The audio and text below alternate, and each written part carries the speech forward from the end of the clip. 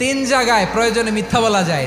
এক নাম্বার, আপনার ওয়াইফকে খুশি করার জন্য, সে একটু এরকম না বলে একটু কৌশল করে বললে খুশি হবে, ওটা বলা যায়। দুই নাম্বার, জীবন মরণের ব্যাপার, যান বাঁচানোর জন্য একটু কৌশল করে ঘুরিয়ে বললেন, এটা যায়। তিন নাম্বার, দুইজন ঝগড়া লাগছে, তাদেরকে মিলিয়ে দেওয়ার জন্য কৌশল করে একটু মিথ্যা বলা, ঘুরিয়ে বলা যায়। দুইজনের মধ্যে দেখলেন যে সম্পর্ক খারাপ, একজনরে বললেন, ভাই সে তো ওই দিন আপনার ব্যাপারে অনেক প্রশংসা। কি আমার ব্যাপারে প্রশংসা? কি বললো? এই বললো আপনি নাকি এই করছেন ওই করছেন, অনেক প্রশংসা। লোকটার মন খুশি হয়ে যাবে তার ব্যাপারে, ঠিক কিনা?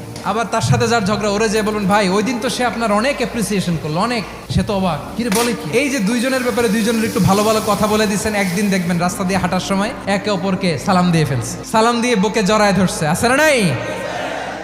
আবার মিলমিশ হয়ে গেছে। কিন্তু আমাদের স্বভাব হইলো, দুই প্রতিবেশী যদি একসাথে বসে একসাথে হাঁটে, দূর থেকে দেখলে আমাদের জলে, আছে না নাই? ঘটনা কি? এই দুইটার মধ্যে এত মিল কে? এই দুইটার মধ্যে গিরিঙ্গি লাগানো যায় কিভাবে?